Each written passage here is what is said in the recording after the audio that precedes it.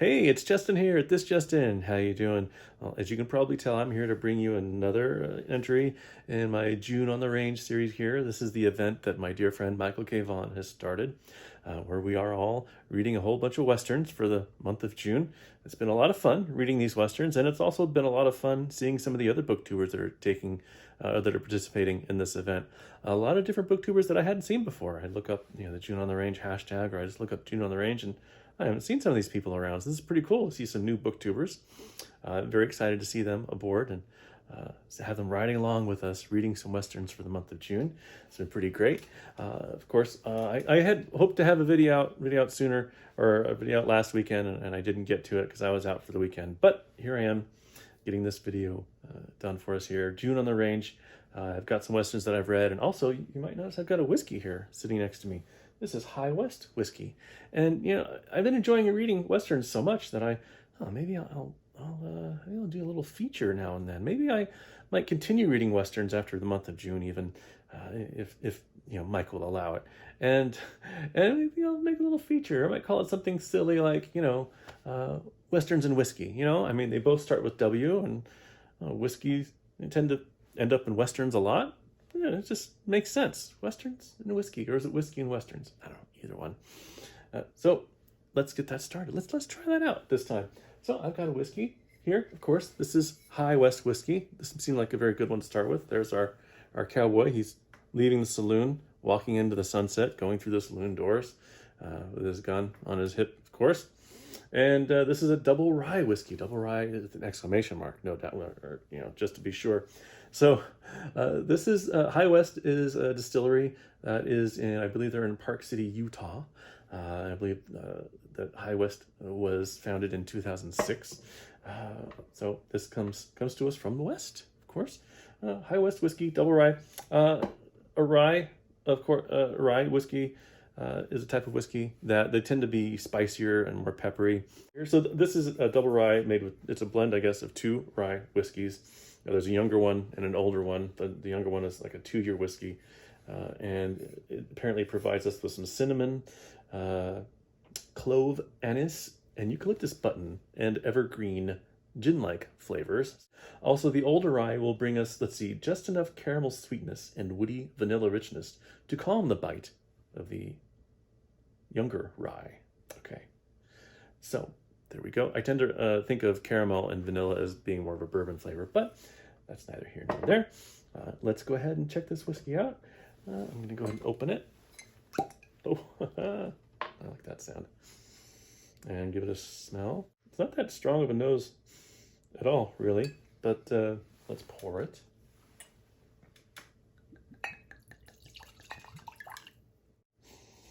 Okay, that smells stronger. Yeah, I can smell whiskey. Anyway, let's give it a taste. Let's see if I can identify, let's see, eucalyptus buttons. All right, here we go. Eucalyptus buttons, let's see. Oh yeah, it's got quite a bit of a burn going down. I do taste the caramel kind of behind the stronger, spicier flavors. This isn't bad. I like this. Ooh. Cinnamon.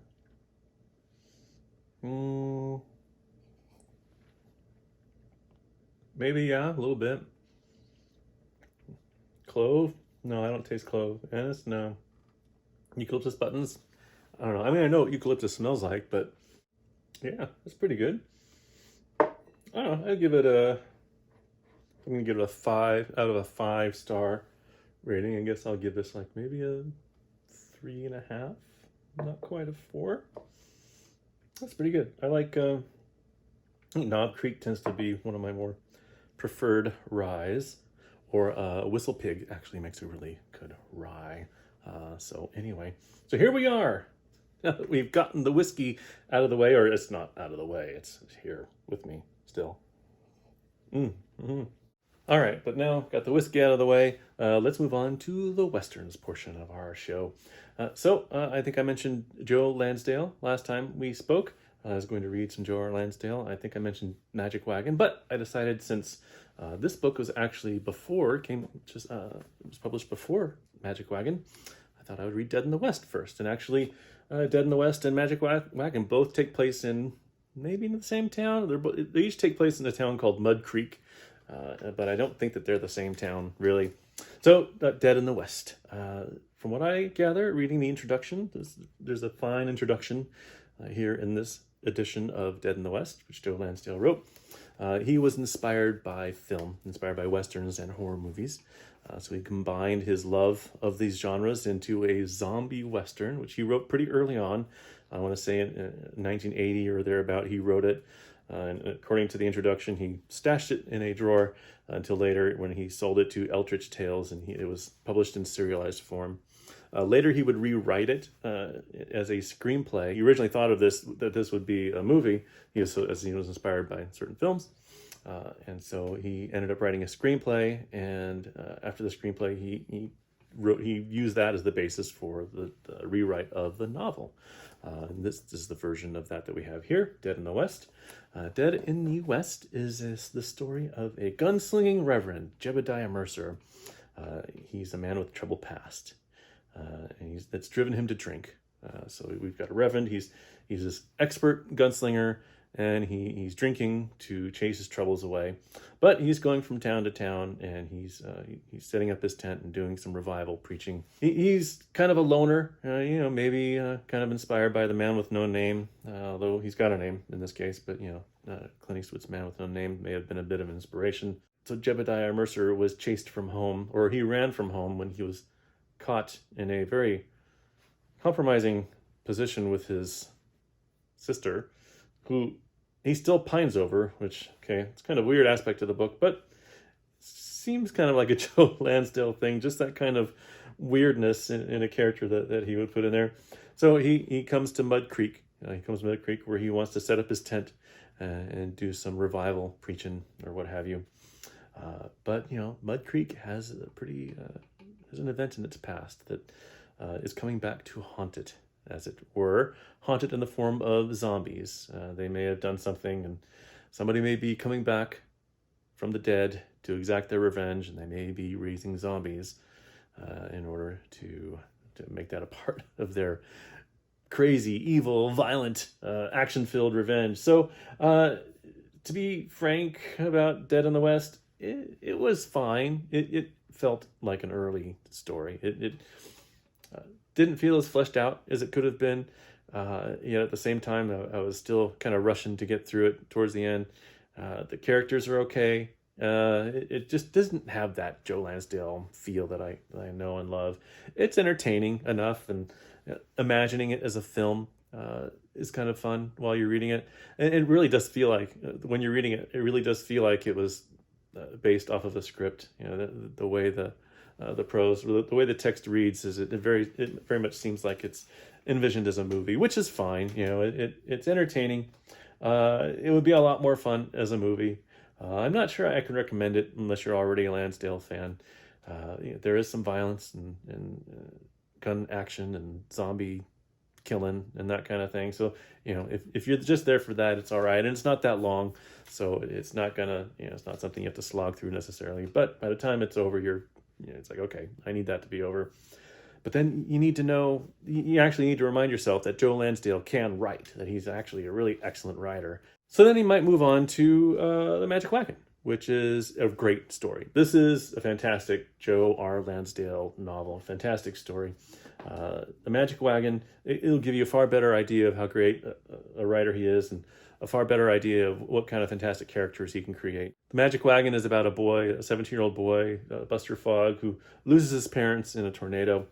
And he takes up with a traveling medicine show that is run by a sharpshooter whose name is Billy Bob Daniels. And his gunplay is his expert gunplay. Of course, you got to have an expert, gunfighter in a Joe Lansdale novel, a Western novel, I guess. A part of Billy Bob Daniels' show is that he claims to be the child of Wild Bill Hickok, whose corpse they actually happen to have with them, or so they claim it to be claim it is the corpse. And when they got it, the person that gave it to them claimed it was the corpse of Wild Bill Hickok, and by golly, it sure does look like Wild Bill, but who knows what the truth is as far as that is, although we do know that Billy Bob Daniels is not the son of Wild Bill. But anyway, Along with them is Albert, is kind of their assistant. And then there's also an ape, a wrestling ape, whose name is, I think his name is Rot Toe.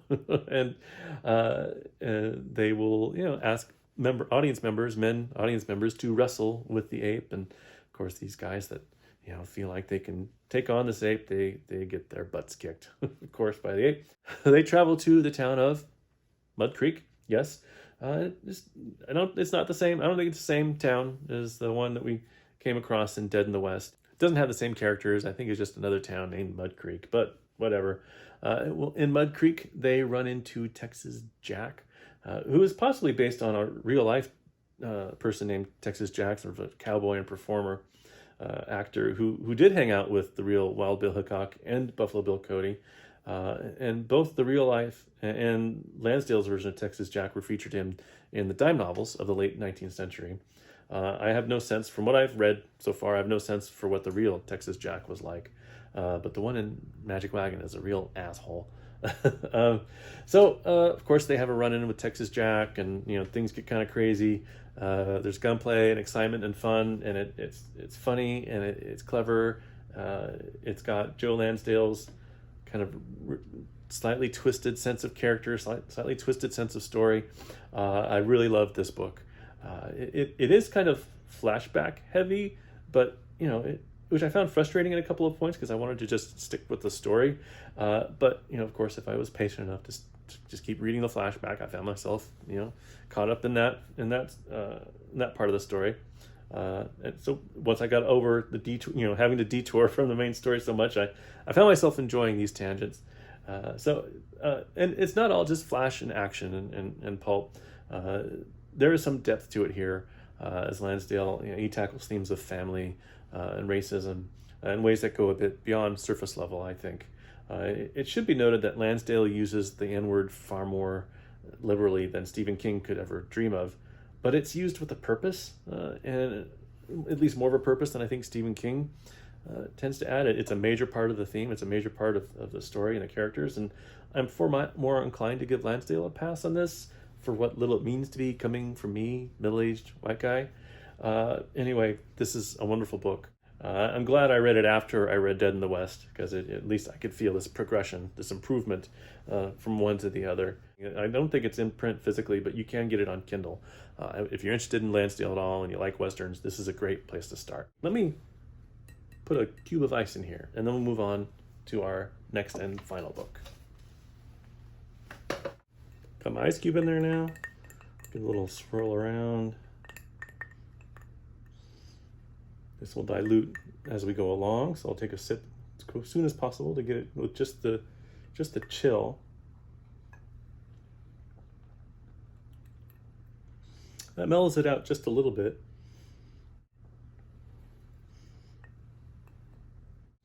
Tastes a little bit sweeter, I think, with the ice in it.